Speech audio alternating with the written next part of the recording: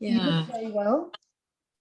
I feel well. I've been very busy. It Yeah. must suit me to be busy, but I have been recovering in the last few days from extreme busyness. Oh. Yeah. And I suppose that being busy, as long as you love what you're doing, that's kind of, it's a very sustainable kind of busyness then, isn't it? But if you lose that passion for what you're doing, then that can lead to burnout. We've talked, in previous conversations about that, haven't we? It's like some kind of busyness, it just drains you, and some busyness, it really, it's like Mihai Csikszentmihalyi talks about being in the flow. It's like time just passes, and you've just been so absorbed in what you've been doing that I suppose that's kind of like, it's very it's a very creative way of being, isn't it? Yeah, I had a little bit of both. I mean, I think last week was exactly like being in the flow. Time just went really quickly.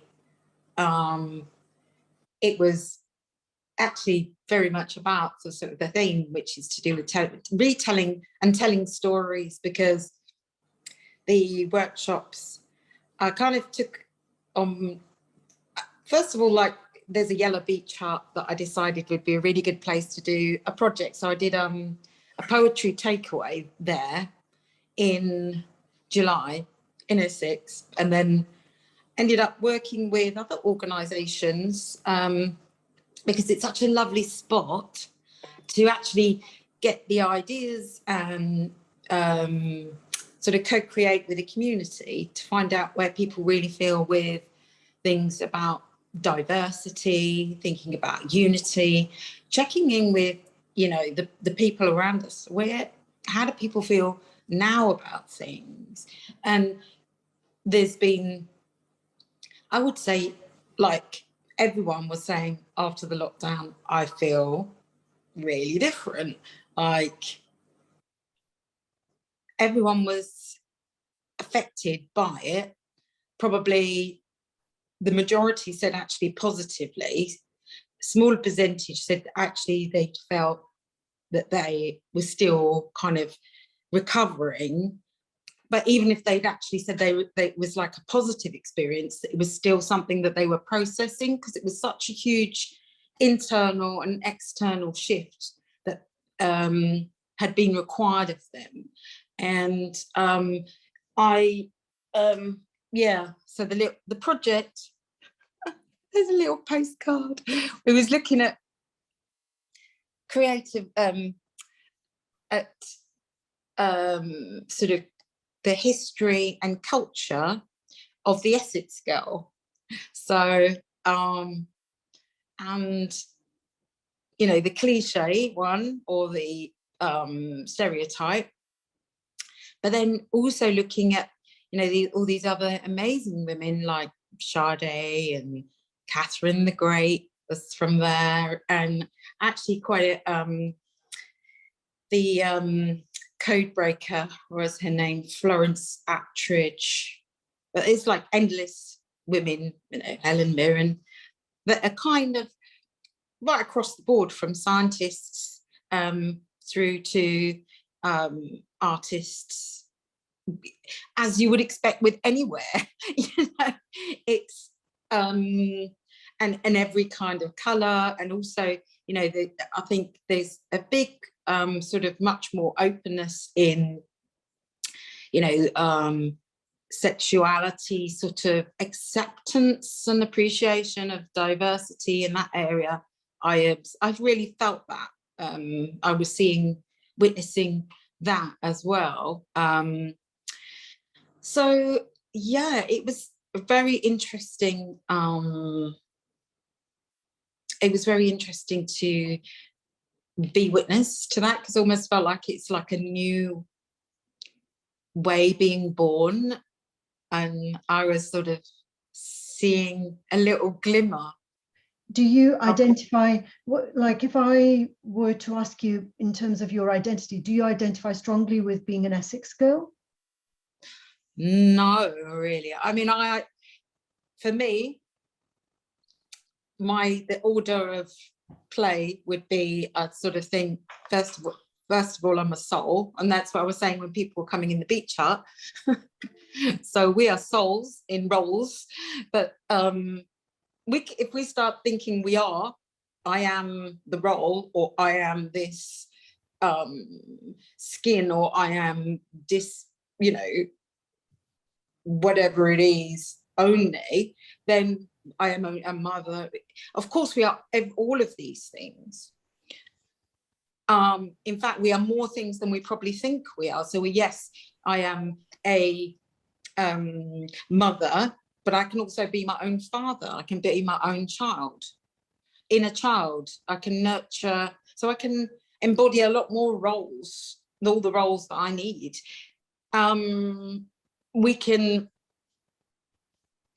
expand to embrace all the different aspects of ourselves, and at that point we can actually really sort of expand into embracing other people.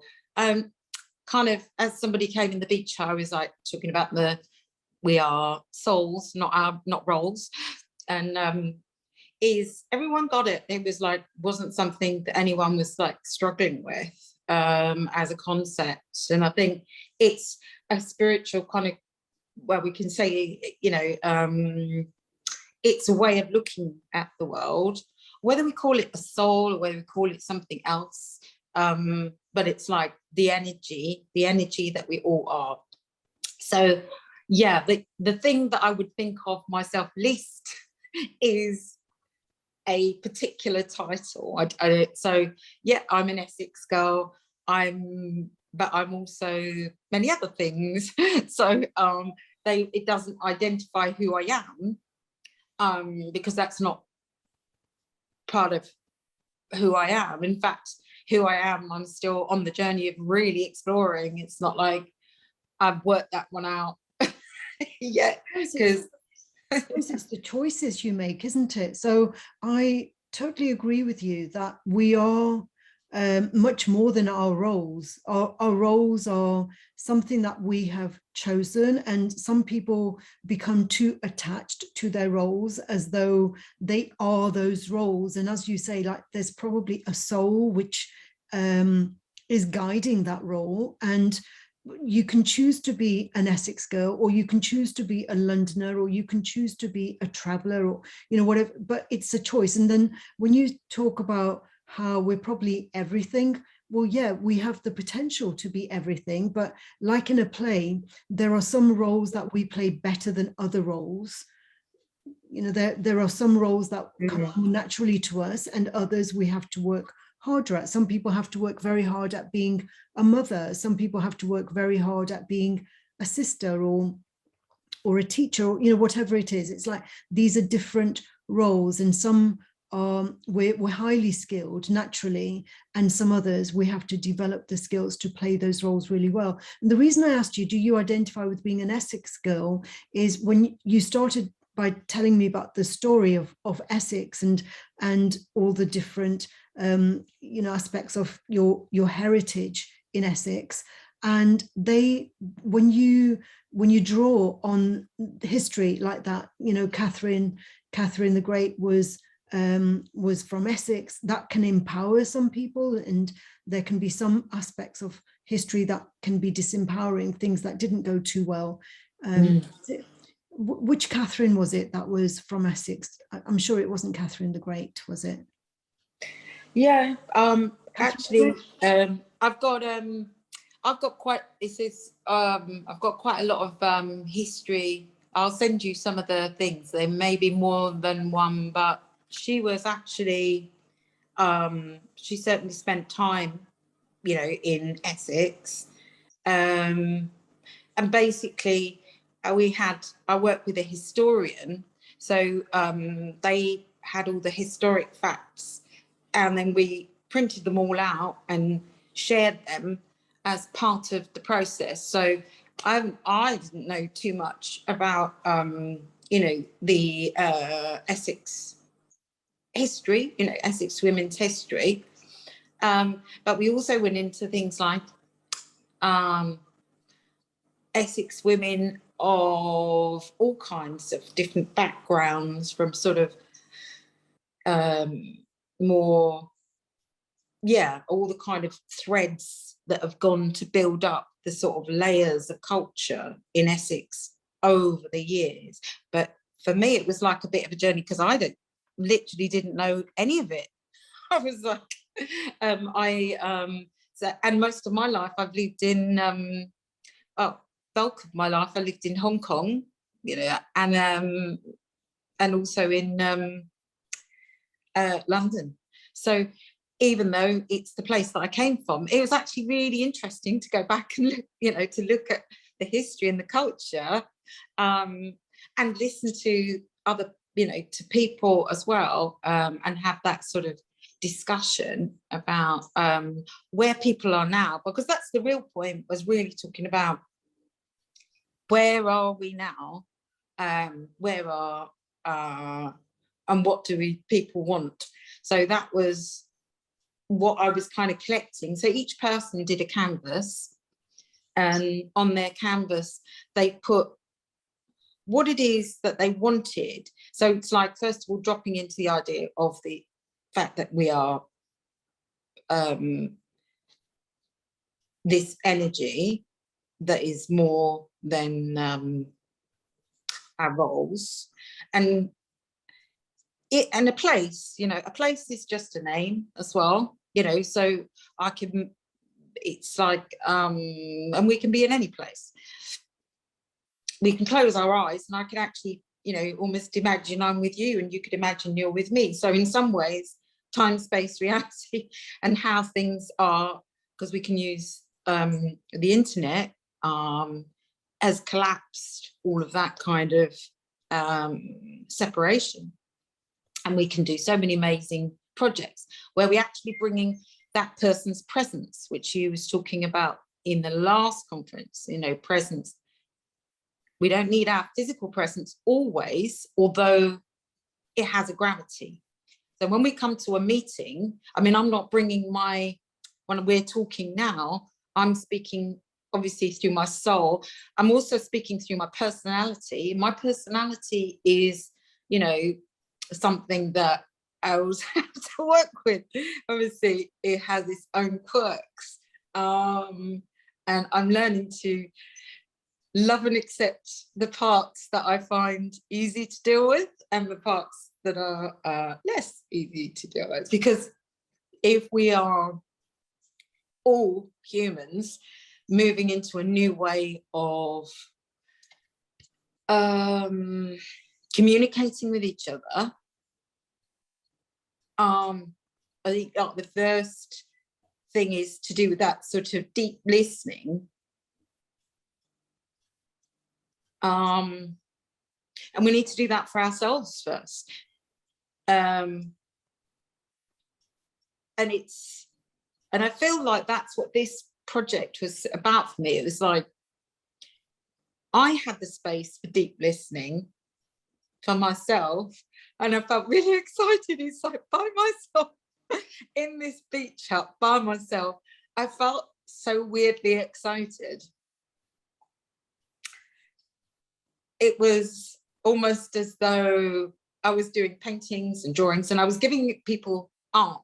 I was giving away things and asking people if they wanted to do exchanges. So, and I've been in there now, going backwards and forwards to that beach hut. So people kind of like, see if I'm in there.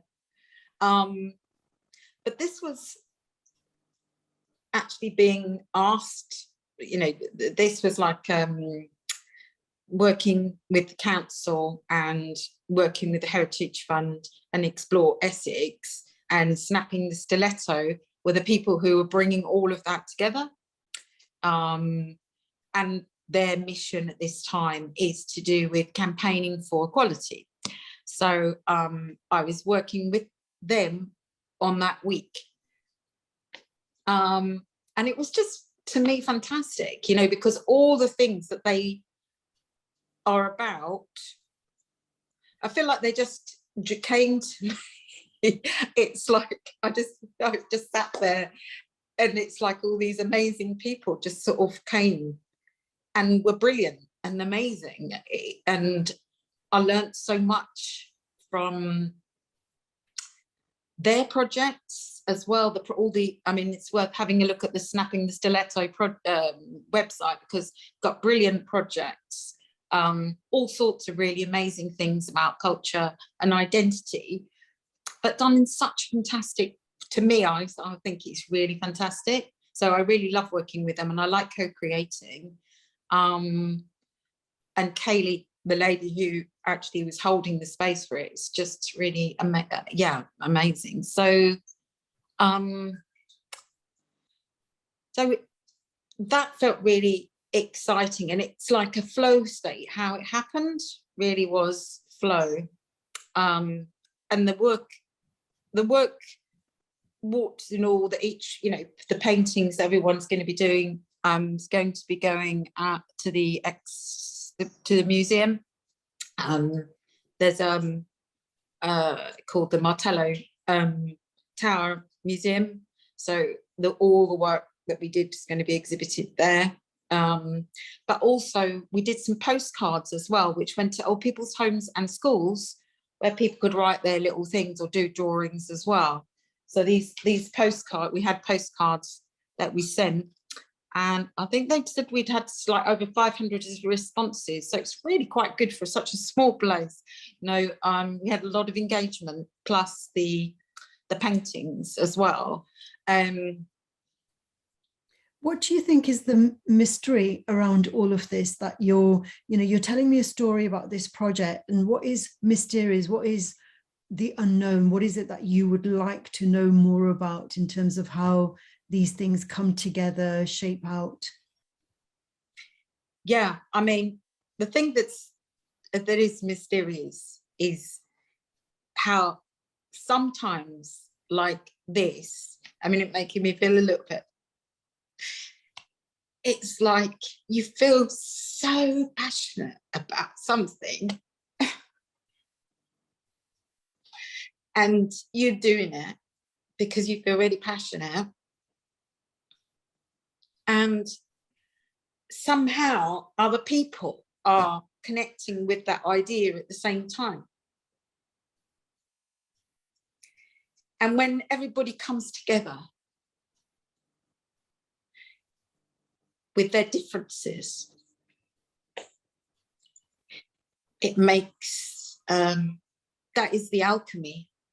It's when you have all these different. It wasn't like just having the one other person do a canvas. It's like you're having 40, 50 other people do canvases. So I did a canvas, but all these others they did them, and that it's like every single person, as I listened to how they were explaining how they want the future to be for themselves and how they want it to be for us as humans, because obviously, it's much bigger than any one place or one role. That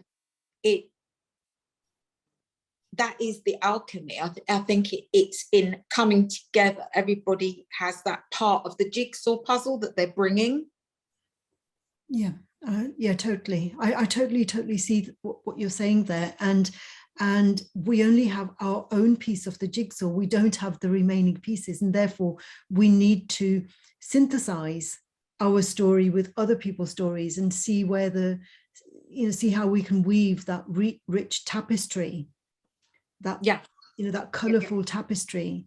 And and what can we do with just one single piece of the jigsaw?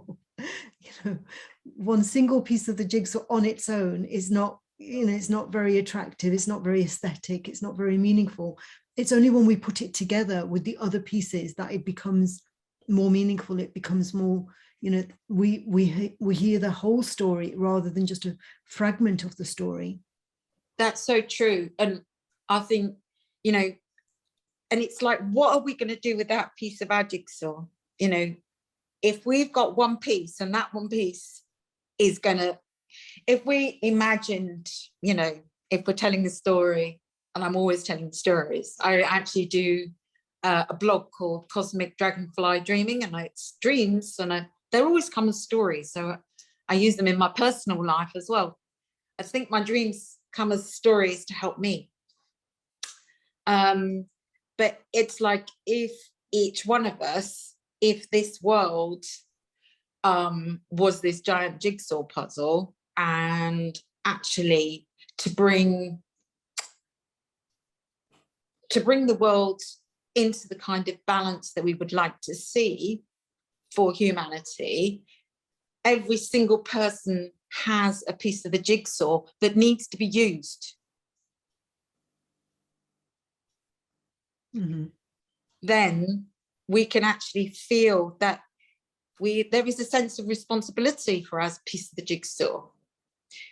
You know, wherever we are, whatever we're doing, if we're withholding our little part, most people think, oh, it's not such a big deal. And then, or, you know, when people actually say, like, I've come across a few, and I felt like it myself at times as well, especially, you know, in more recent years, it's been sort of more difficult to play my part because of certain challenges in my life. But in some ways, through the suppression, I think it's like the more you pull back on something, when it comes forward much more velocity.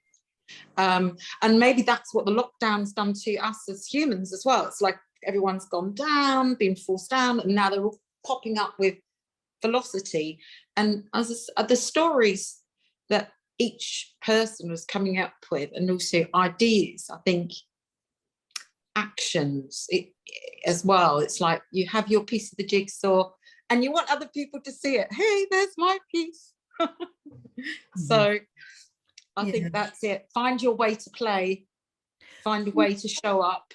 I think in education, very often the focus, certainly when I was growing up, was about educating a child so that they find their place in society. You know, it's like the place being what kind of job we will do, where we will live.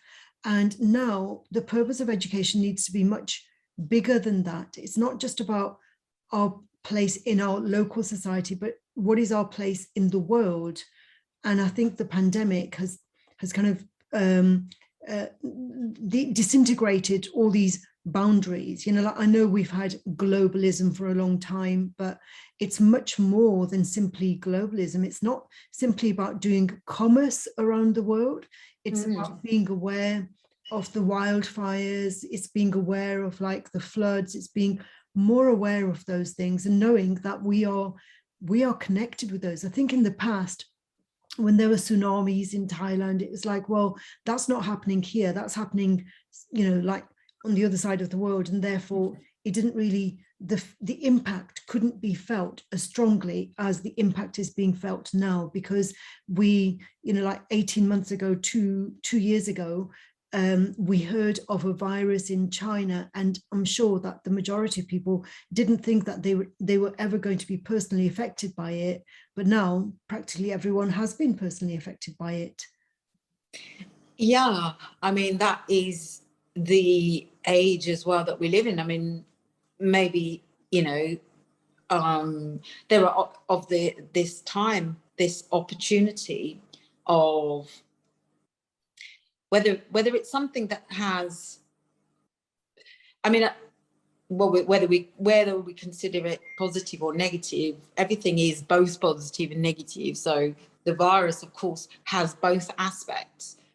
I mean, maybe for the very first time, we can say that humans around the globe actually all looking for a solution together. So in that way, it's garnered every single, you know, all of our thoughts into a collective tapestry of thoughts wherever they are. And nobody's really, you know, I think one of the things that I've come, you know, to for myself is to, you know, this accepting that nobody's really right or wrong on this whole thing of where they feel about the pandemic. You know, some people, they, you know, whether they believe that they are, it's a conspiracy, and other people are actually, you know that it's actually something that's really happening. Everybody has, they know it's whatever it is that they know. And that's because they're seeing it through their eyes, through their soul, through their personality, through their lens. So we, you know, for myself, I think the more I'm engaging with the broader community, I'm realizing I have to also, for myself, I've learned to sort of let each person hold their part, which is, so without me needing to change or, think that I need to change. Yeah, it's more like being a witness, so holding space for that, whether it's, and then bringing that into creative projects and how we move forward next. Because in some ways, what everybody feels about it all is past, but what we can do next is what we can do together. And I suppose when you talk about these different stories that people have about what is the pandemic, there will, it becomes polarized. People think either you believe this story or you believe that story. And the fact is, there aren't only two stories.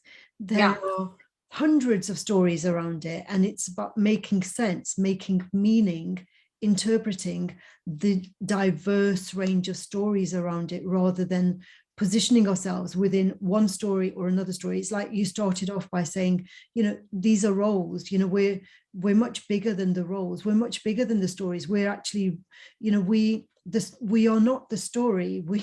The story is what we have created, and we can reshape the story and we can reinterpret the story. And we need to see the bigger story that these little stories are embedded in. Yeah, absolutely. There is one of the people who came to do painting in the hut. They did a little few words, and it's like, we the shoe doesn't mold you, we mold the shoe. I mean, it's like talking about the stiletto, but we can mold. It's like we mold our story. We can mold the narratives that we need to hold for ourselves. I mean, I've changed probably completely the narratives that maybe I held 5 years ago. I think, or completely, I don't think in a completely different way, but in some areas of my life I do. So, there's a core of whatever it is that's remained, but so much has changed. And that's, I think, a lot of people that I'm speaking to, and actually also even professionally on a one-to-one basis, are like realizing that, of course, with all of this chaos also comes, the potential for creativity, collaboration. No one person can do this on their own. It's about, I think, for coming into 2021 and going into the future, it's about collaboration. And it's about collaboration where each person recognizes what the other person's bringing.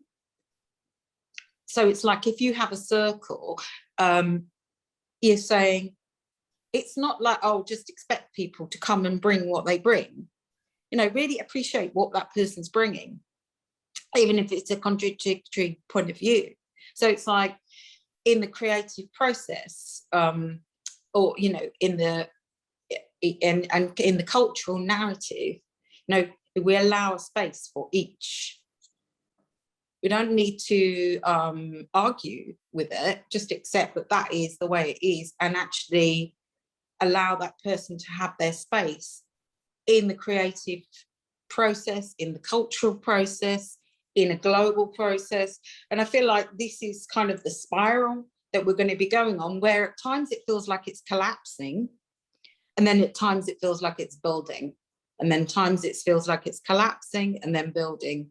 And it's like, it's this kind of spiral that's moving ever upwards. But we have these undulations, and it's affecting every single person in our planet. So, and the stories, I mean, we can also take the other story. It doesn't affect anybody, but that doesn't, that it's like, but actually, you know, the stories that we actually, the things that we say, we bring to life as well. And I'm very conscious of the things that I speak into this world now. And I'm listening differently as well. Okay, brilliant. Well, thank you very much, Kath. I've very much enjoyed catching up with you and seeing how you're continuing on this mission of your storytelling and being creative. Thank you so much for asking. And it was such perfect timing. I was like, I can't believe it. Every time you're doing something, I'm like, wow. Yes. Yeah. I'm delighted and really happy to be part of it and share the stories. Brilliant. Thank you so much. Okay, Kath, I'll see you soon. Bye for now. Bye-bye. Bye.